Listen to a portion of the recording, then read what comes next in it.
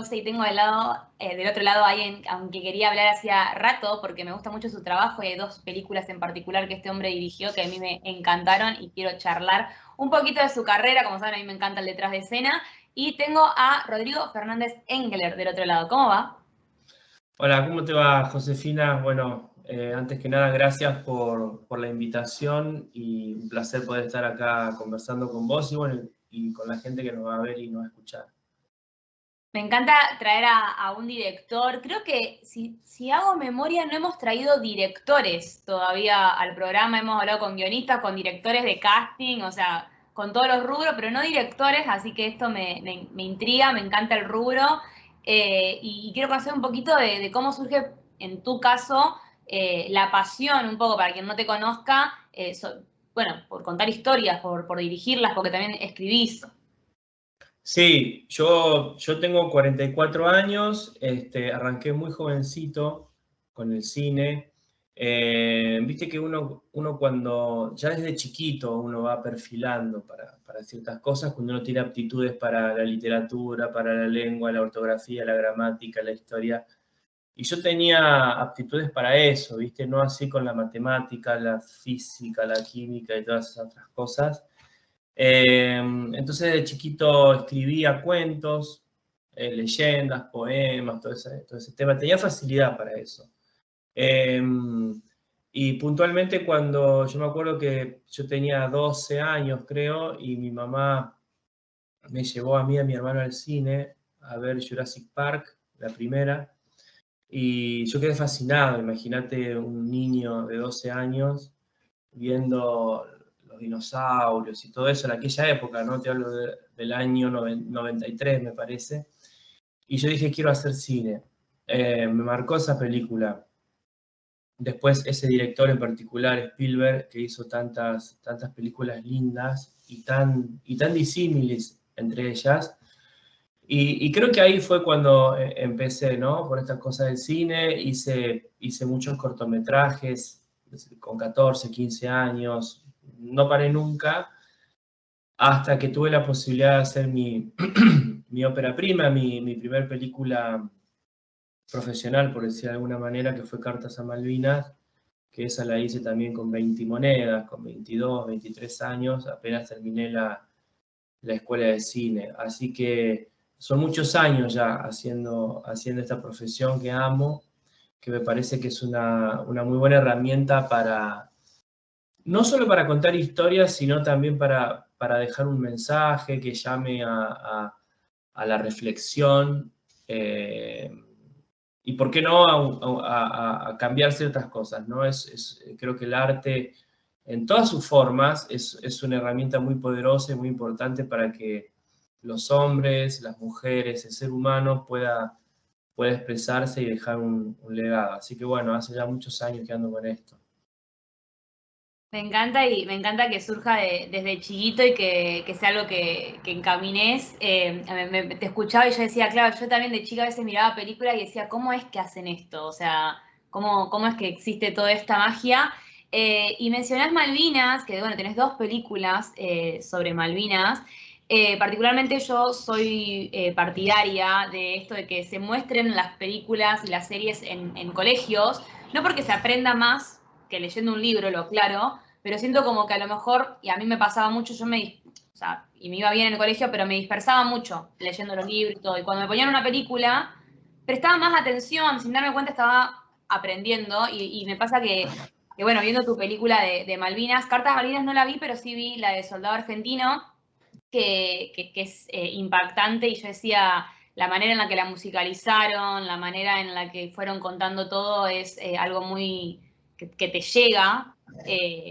A mí me encanta el traveling, por ejemplo, las cámaras, sentirte que estás ahí con ellos, que se va moviendo y lo van logrando muy bien. ¿Cómo surge en este caso bueno, de dos de tus películas son justamente de Malvinas? ¿Por qué te interesó esa temática?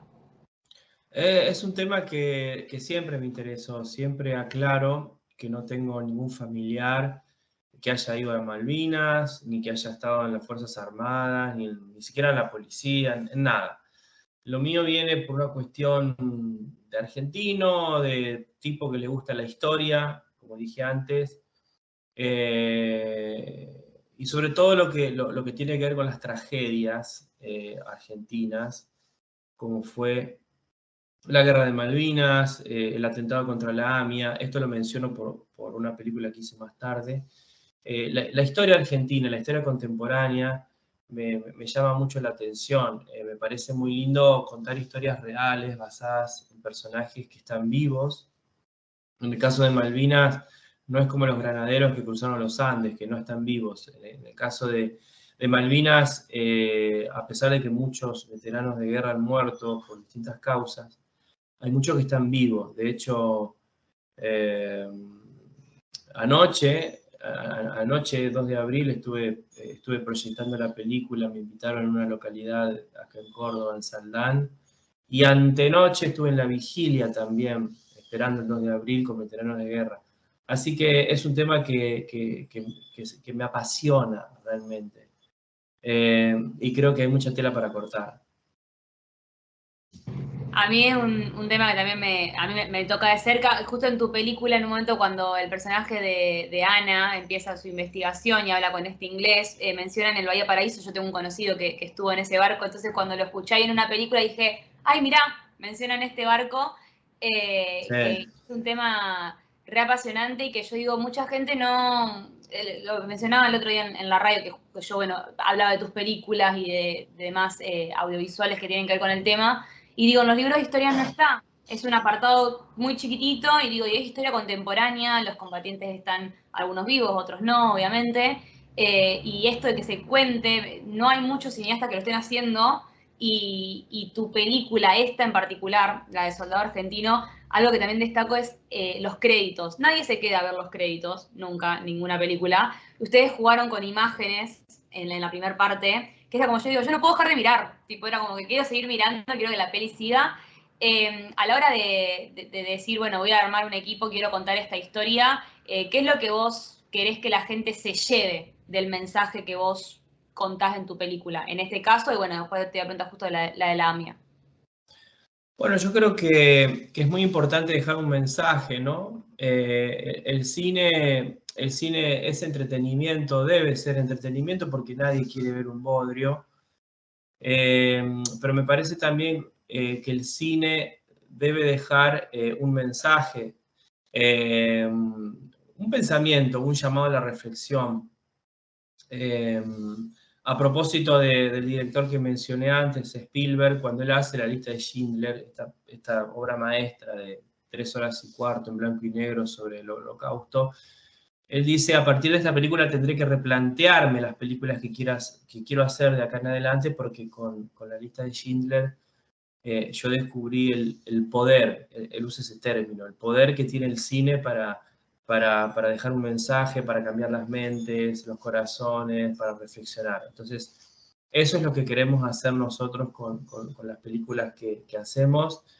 Y creo que en algún modo lo venimos logrando, ¿no? Porque sin ir más lejos, la última vez que vi Soldado Argentino fue anoche.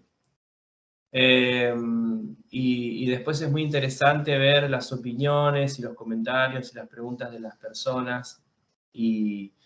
Y eso, ¿no? O sea, todos dicen que es una película que te deja pensando, te deja reflexionando. Eh, También sirve para aprender, porque como vos bien decís, Malvinas sigue siendo, ahora un poco menos, pero durante mucho tiempo ha sido un tema negado, ha sido como un tabú, de esto no se habla, o se ha dicho siempre una misma cosa, y entonces creo que el cine también sirve para eso, ¿no? Para ilustrar, para enseñar. Por eso también mañana la voy a presentar en una escuela, acá en La Cumbrecita, en Córdoba, en un sitio muy lindo. Y me parece espectacular que la persona, redondeo con esto, que la persona cuando termine de ver la película no se pregunte, bueno, ¿qué vamos a comer? O qué vamos a tomar, sino que la gente se quede en silencio, se quede pensando durante un tiempo y pueda discutir también, ¿por qué no?, en buen sentido, sobre lo que acaba de ver. Son cosas contemporáneas que a mí me pasó mucho con Cromañón, que yo no lo recuerdo claramente lo que pasó, era muy chiquita, pero me pasó de hablar con gente, yo la cubrí y mucha gente me decía, no sé lo que es Cromañón. Y yo digo, ¿cómo que no sabés? Tipo, nunca escuchaste, y si no hubiera sido por la serie no se enteran. Entonces yo digo, qué bueno esto, que se cuenten, porque es con respeto, y la verdad que te sentís ahí con ellos, sentís el frío, sentís la tristeza, la desolación, esos planos espectaculares. ¿Dónde la grabaron, la de Soldado? La filmamos en la ciudad de Córdoba, Ajá. en la provincia de Córdoba, también en la localidad de Saldán. Estuvimos en un sitio que se llama Los Gigantes, Uh-huh. es en Córdoba también. Y después estuvimos en la provincia de Buenos Aires, ahí cerca de Bahía Blanca, en Punta Alta, donde está la base naval Puerto Belgrano. Y después fuimos más al sur todavía, a Comodoro Rivadavia, donde allí filmamos también cerca del mar. Y una partecita pequeña de la película se filmó en las Islas Malvinas también, concretamente la última parte. Por esas cosas de la vida tuve la posibilidad de estar unas horas en Malvinas y aproveché y filmé ahí una escena. Sí, espectacular, porque los paisajes son increíbles. ¿No te hicieron ningún problema para grabar ahí o ¿En dónde? ahí en Malvinas? No porque fue una cosa muy pequeña, fuimos 2 personas nada más con una cámara y no hubo ningún problema, o sea, no es que se estableció allí una unidad de producción y se hizo un rodaje. No, Ah, a los ingleses no les interesa. exactamente. Y a la hora de escribirlas, tipo cuando vos te sentás a escribir la película, la historia, va tomando forma, a mí me ha pasado que al final, por ejemplo, el soldado, yo digo, cuando van leyendo la carta, sorry por el spoiler, no vamos a hablar mucho de la peli, porque si no la vieron, está en Cinear disponible gratuitamente para todo el país, eso es, por favor, síganlo manteniendo. Pero ¿te emociona también o te pones desde un lugar en el cual no sé cómo verbalizarlo? Tipo, ¿te emociona escribir lo que escribís o lo pensás desde un punto sumamente objetivo? Bueno, es una buena pregunta, nunca me la habían hecho. No lo sé, creo que hay una mezcla de ambas cosas, ¿no? O sea, por un lado somos profesionales, sabemos escribir un guión, sabemos que hay un método, que hay un procedimiento para escribir un guión, eh, y tenemos que saber hacerlo y saber estructurar la película, los personajes y todo lo demás, pero por otro lado estamos hablando de personajes vivos. Soldado Argentino son 3 historias, de las cuales uno está vivo. Nosotros le cambiamos el nombre a quien interpreta a Fabio Di Tommaso, pero está basado en quien fuera el subteniente Reyes. Entonces uno se pone a escribir cosas sobre personas que están vivas, entonces ahí es donde entra en otro terreno y tiene que ser cuidadoso y ser respetuoso de lo que está escribiendo. Por supuesto tomándose licencias, ¿no?, que son propias y necesarias para el cine, pero sí, la emoción es inherente al artista, me parece. Después podemos discutir los porcentajes en mayor o en menor medida, pero sí, claro que es emotivo. En mi caso particular me gusta escribir escuchando música sin letra, escuchando música, entonces eso va generando un ambiente, puedo hacerlo sin música también, entonces al estar escribiendo y estar escuchando música y al imaginar, porque cuando uno escribe, imagina, entonces sí, es un evento realmente muy emotivo. Eh, es como un viaje, ¿no? Es como meterse en esa historia y tratar de que más allá de que lo interpreten los personajes que lo van a hacer, primero hacerlo uno mismo, ¿no? Bueno, eso es lo que yo pienso, no necesariamente tiene que ser así para otros colegas, pero en mi caso me involucro mucho con las películas, sobre todo porque, como vos bien decís, las escribo también. Entonces Claro, hay hay un un doble. doble compromiso, llegar del papel al audiovisual. Tal cual. Y mencionaste recién la lista de Schindler, que al final de las 3 horas y cuarto, que es una película muy larga, y para cuando en blanco y negro es como tedioso el asunto.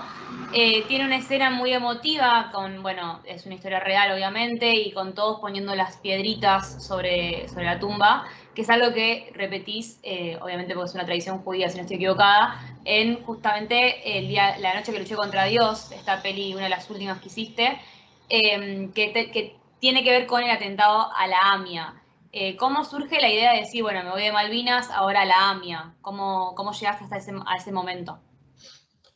Bueno, no veo una conexión entre ambas películas porque hay varios años entre una y otra. Hay otra película entre una y otra que Yo Traidor, hay otra película. Pero uno se ve que vuelve a ciertas cosas. El atentado contra la AMIA es un tema que siempre me llamó la atención. Tampoco tuve familiares que hayan muerto ahí o hayan sobrevivido. Pero bueno, es un tema que me llamó mucho la atención. Mi segundo apellido Engler es de origen judío también, si bien yo no profeso el judaísmo. Y entonces también quería contar algo bíblico sobre este personaje de Jacob, y una cosa bastante rara porque qué cosas podían haber en común entre estos dos personajes separados por tanto tiempo. Bueno, quizás también los efectos de la pandemia y el encierro generaron eso, porque esta la escribí en pandemia, y salió esa película. Una película a veces me preguntan, ¿y cuál película te gusta más? Y es como, son como hijos, ¿viste? Yo tengo 2 hijos, a mí no me gusta más uno que el otro, no amo uno más que el otro. Simplemente puedo decir que son distintos, que tienen características diferentes, como son las películas. Y en ese sentido, La noche que luché contra Dios es como la película más rara que hice, eh, no por el mensaje que tiene, sino porque tiene un montón de mensajes. Hay gente que la ha visto varias veces y cada vez que la ve le encuentra un mensaje distinto. Pero bueno, tiene cosas en común con Malvinas, o sea, hay una historia argentina, hay una tragedia, hay gente que sufre. Hay un proceso, hay un viaje, generalmente en mis películas hay viajes. Si uno se pusiera a analizar la filmografía, son películas muy distintas en términos de temática, pero en el fondo, si tuviese que... Un psicólogo me sacaría la ficha rápido, porque se daría cuenta que todas tratan sobre lo mismo, ¿no? Sobre las tragedias, las equivocaciones, los viajes, la redención, las segundas oportunidades, que son cosas que realmente me interesan mucho. Sí, obvio, no es sencillo elegir una. Yo a veces cuando, por ejemplo, hablo con artistas que, por ejemplo, son actores y cantantes, digo, bueno, si tienes que elegir una y no pueden, y obvio que decirte cuál te gusta más de tus películas es medio difícil. Tal vez sí, ¿cuál fue el mayor desafío a la hora de escribirla o de dirigirla? Con La noche que luché contra Dios, ustedes viajaron a Israel, incluso a grabar una parte. O sea, desde lo que es como director o, bueno, desde el lado del escritor, tal vez no elegir cuál te gusta más, porque obviamente que son todas creaciones tuyas, es imposible, pero tal vez cuál fue tu mayor desafío. Mira, creo que fue Soldado Argentino, Solo conocido por Dios. Anoche cuando la veía, un rato la vi, no la vi completa, estaba sentado con mi esposa y le decía, ¿cómo hicimos esto? Yo en un momento la miraba la película y debe ser la distancia, ¿no? Porque ya hace 8 años que se estrenó en cines, entonces a veces la distancia genera eso. Y de repente me puse a verla como un espectador más y como si no fuera mía la película, como si fuera de otra persona. Pero después cuando volvía en sí decía, ¿cómo hicimos esto? O sea, porque más allá de que la película te pueda gustar o no, más o menos, pero no se puede negar que es una producción muy grande en términos de producción, vale la redundancia. Está muy bien actuada, los actores, las actrices realmente lo han hecho muy bien, y me preguntaba, ¿cómo fue que lo hicimos? Porque encima yo tenía 10 años menos, o sea, 10 años menos tenía también, con todo lo que eso encierra. Entonces, yo creo que Soldado Argentino fue el máximo desafío en términos de producción, en términos realizativos. Sí, a lo mejor es más fácil ver tipo desde el lado desde la producción, decir, bueno, esto fue un mayor desafío. Y mencionabas eso de que la viste un rato y digo, ¿te gusta volver a ver tus trabajos? O sea, porque en tu caso vos no estás en cámara, estás detrás de cámara. Me imagino que también me pasa a mí, no hago lo mismo que vos, de que a veces miro y lo vuelvo a mirar y digo, ay, ¿por qué hice esto así? ¿Por qué no lo hubiera hecho distinto? Y digo, capaz que te gusta o no te gusta ver tu trabajo. Ninguna de las dos cosas. O sea, no es que me guste o me deje de gustar. eh, eh, o sea, no. Lo que sí hay una cosa que sí aprendí a soltar, a soltar las cosas. O sea, no soy. A ver, hago las películas, me las sé de memoria y por ahí cuando las presento, la presento, me quedo sentado 10 minutos por cortesía, después me voy a tomar un café y vuelvo 10 minutos antes que termine. Eso es lo que suelo hacer. No me molesta verlas ni tampoco me da un placer extraordinario, qué sé yo, no sé. Pero lo que sí aprendí fue a soltarlas, ¿no? No soy de esa gente que se obsesiona y que dice, ¿qué hubiese pasado si hubiese cortado acá o hubiese puesto allá o hubiese cambiado este diálogo? No soy ese tipo de personas porque demasiado cuesta hacer cine como para después estar disconforme y amargarse por eso. Eso no quiere decir que uno, si hubiese tenido a lo mejor más medios, mayor presupuesto, más tiempo, hubiese cambiado un par de cosas. Pero no, generalmente estoy conforme con lo que hago. Aparte le dedicamos mucho tiempo y vos estás hablando conmigo, pero en realidad yo tengo un equipo de trabajo. A mí me gusta consultar mucho, entonces hay que darle un corte porque, ¿sabes qué? Es arte, o sea, es interminable. O sea, vos podrías estar con una canción o con una poesía o con una acuarela eternamente, cambiándola, cambiándola. Entonces, hay un momento donde uno tiene que decir, basta, se terminó, porque hay que hacer otras películas. Esa es la mentalidad que yo digo, sí, cuanto más demore en terminar esta, más tiempo voy a tardar en hacer otra película. Así que ese es mi pensamiento, ¿no? Conozco sí gente, colega que sufre mucho porque no le gusta nada. Entonces le digo, bueno, dedicate a otra cosa, o sea, qué sé yo.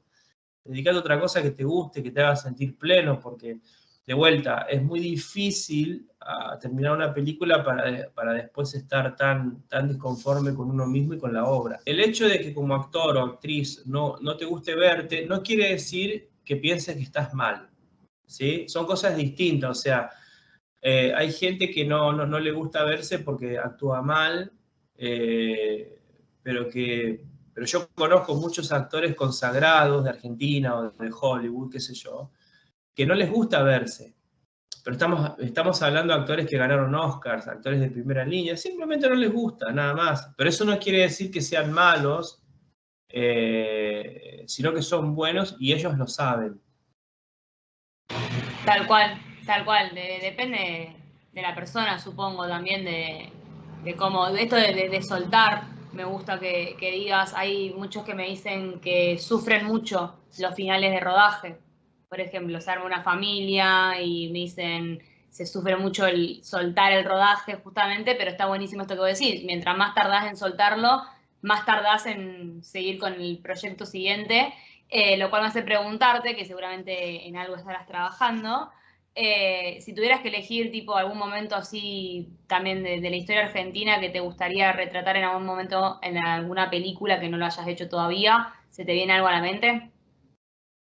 Sí, sí, hay como dos o tres momentos. Más que un momento hay un personaje que nadie lo conoce, que fue un ayudante del general San Martín, cuando San Martín está preparando el cruce de los Andes, que ya hemos visto mucho sobre eso. Hay un suboficial que se llamó José Antonio Álvarez Condarco. Nadie lo conoce, a lo mejor con suerte sabrán que hay una calle que lleva su nombre. Álvarez Condarco fue el que diseñó de memoria de memoria, todos los cruces y los pasos para que la tropa después cruzara. Y él, bueno, fue hasta Chile, volvió, lo hizo todo de memoria, casi muere, bueno. Es una historia increíble realmente, la de este personaje desconocido o conocido por gente que ha leído historia, y es como una cosa que me gustaría hacer en algún momento.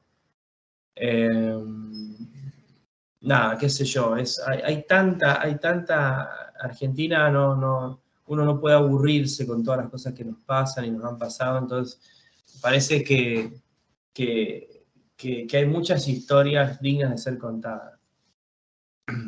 Y cuando pensás que ya no hay más cosas que puedan pasar en el país, va y te sorprendemos con algo. Siempre hay algo tela para contar. Sí, creo que... Y ojo, no hace falta irse 300, 200 años atrás, ¿eh? Hemos pasado desde la época de la colonia, la independencia, tantísimos golpes de estados y dictaduras y guerras y atentados y un montón de cosas que nos han pasado como argentinos. Creo que tenemos una historia muy, muy rica. Exactamente, y algo que me encantó, que justo te escuchaba y recordaba este detalle y lo quería señalar, es que están en tus películas estaban en todos los detalles, y me pasó que cuando vi la de La noche que luché contra Dios, y el final, y bueno, que termina de una manera particular, y cuando dicen un horario, yo me quedé mirando y yo decía, no, pará, no puedo creer el broche de oro que le acaban de dar y lo simbólico, justamente, y digo, pará, yo estoy tan equivocada y que pusieron justamente que estaba hecha en homenaje, en memoria de los fallecidos, justo al lado del reloj, y yo decía, ¿cómo están en todos los detalles? Que eso creo que también tiene que ver con el hecho de que estás en todo, estás en la dirección, estás en la narración. Te pasa de que a veces lo escribís y como me hablabas, a veces uno se imagina algo y después cuando lo terminás decís nada que ver con lo que yo imaginé en el papel. Bueno, no sé si nada que ver, pero sí varía, sí puede cambiar, ¿no? Qué sé yo, desde el personaje, uno a veces escribe un guión y piensa en determinada actriz o en determinado actor, incluso habla con el talento y el talento te dice que sí, yo qué sé, entonces vos ya le pones ese rostro, pero después por las cosas de la vida, después ese actor no puede o esa actriz no puede, entonces uno tiene que cambiar el rostro, o a veces uno escribe una escena en un lugar que no lo conoce todavía, que no lo ha pisado, y entonces supone que es así, digo, más allá de la información que tenemos en internet. Por ejemplo, yo voy a filmar una película en Costa Rica en octubre. No fui a Costa Rica todavía, voy a ir en junio a hacer scouting, casting y todo lo demás. Entonces, escribí ese guión que se desarrolla todo en Costa Rica, claro, semi a ciegas, porque es cierto, he visto videos, fotos y todo lo demás, pero en definitiva no estuve ahí. Entonces, hay un guión escrito y uno lo imagina, después cuando lo filmemos veremos cómo queda, ¿no? Yo creo que nunca es exactamente igual, pero bueno, lo importante es que no se desnaturalice la historia, ¿no? Lo demás son cosas que uno, dependiendo del director también o la directora, uno puede ser un poco más flexible, ¿no? Digo esto porque hay colegas que no son tan flexibles. Me encanta porque te escuchaba cuando decías esto de a lo mejor uno se imagina una cosa y después digo, claro, a lo mejor vos estás escribiendo algo y en la práctica no se puede, por ejemplo, con los presupuestos que también se manejan en Argentina, hay veces que imaginás algo a gran escala y después decís, no, lo tengo que bajar, por ejemplo, en ficción diaria pasa muchísimo, en cine no sé bien. No, es lo mismo, a ver, te voy a poner un ejemplo básico. Yo quería que Soldado Argentino se viera más nublado, más gris. Pero cuando fui a filmar había sol, ¿y qué querés que haga? No podía sentarme a esperar a que se fuera el sol o qué sé yo, porque cada minuto en el cine cuesta miles de dólares. Entonces, se filma así. Ahí tenés un ejemplo muy, muy simple de lo que es el cine. O sea, después sí, con el color, con la postproducción, uno puede ver de cómo baja las altas luces y cosas así, pero si vos querías, o al revés, si vos querés filmar con sol, pero te llueve una semana y ¿qué vas a hacer? Tenés que filmar. Es así, básicamente. Los únicos que pueden darse el lujo de parar y, bueno, y ver el pronóstico del tiempo es Hollywood, y hasta cierto punto, y hasta cierto punto también. Después hay un montón de imponderables a la hora de salir a filmar cuando hablamos de exteriores, ¿no? Cuando es interior es bastante más controlable. Claro, sí, por eso, porque digo, a lo mejor te encontrás con estos imprevistos y cada minuto cuenta y cada minuto vale dinero, como vos decís. Y quería cerrar preguntándote, antes de hacer unas preguntitas random de cine como para distender, pero bueno, vos cursaste la carrera, vos te metiste, estudiaste y atravesás lo que es el cine, obviamente en Argentina hoy en día en una situación muy compleja en todo lo que es mundo audiovisual, cine, tele, todo lo que sea ficción. ¿Qué consejo le darías a alguien que dice, bueno, yo quiero incursionar, quiero seguir dirección, quiero seguir guión? ¿Qué le dirías vos desde tu lugar, habiendo cursado la carrera y dedicándote a esto? Que piense antes de eso si no le gusta otra carrera. ¿En qué te metiste? ¿Por qué querés hacer esto? No, y esto no es desmerecer otras carreras, ¿no? Porque si no, pareciera ser que las otras carreras son fáciles y el cine es distinto. Todas las carreras tienen las profesiones tienen sus bemoles, ¿no? Sus cosas complicadas, pero les aseguro que el cine es especial. O sea, es especial y llevaría horas dar mis argumentos, ¿no? Pero hablando un poco más en serio, yo creo que una persona me dijo, ¿te gusta hacer cine? Digo, no sé si me gusta hacer cine, necesito hacer cine, que es distinto. O sea, y no soy tan viejo, no es que tengo 80 años y ya estoy reflexionando para irme, o sea, pero ya sí con más de 20 años haciendo cine de manera profesional, me doy cuenta de que si bien me gusta el cine, claro que me gusta, pero también lo hago por necesidad. ¿Necesidad de qué? De contar historias, de expresarme, qué sé yo, es eso. Entonces me parece que esa necesidad, ese motor, es lo que te va a llevar a triunfar. Mira, a veces cuando pibes de 18 años, de 20 años, que van a entrar a la escuela de cine, me preguntan, me dice, quiero estudiar cine, ¿qué consejo me das? Entonces, antes de yo darle un consejo, una opinión, les pregunto, ¿por qué querés estudiar cine? Y hay dos tipos de respuestas. Respuesta 1 es, bueno, como un hobby porque me gusta. A esa persona yo siempre le digo, no lo hagas, porque te vas a reventar contra una pared. Si es por un hobby solamente, no sé, aprender a cocinar o hacer otra cosa, si es por hobby. Porque es una actividad muy frustrante y la vas a pasar mal. Ahora, si vos, después está la pregunta, la otra respuesta, que es, bueno, porque es lo que yo amo y es mi pasión y bla, bla, bla. Bueno, entonces metele para adelante. Y no hay mucha más ciencia, es como todas las otras cosas.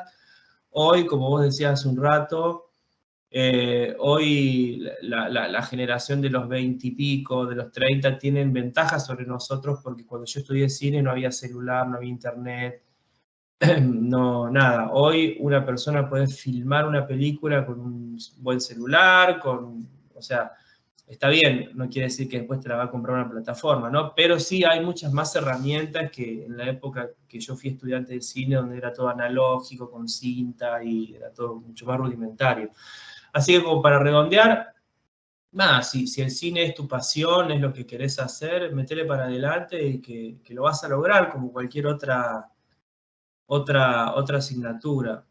Es una profesión donde uno permanentemente coquetea con la frustración todo el tiempo, incluso gente reconocida, gente de renombre, digamos, no es solamente para el que está empezando, sino es así.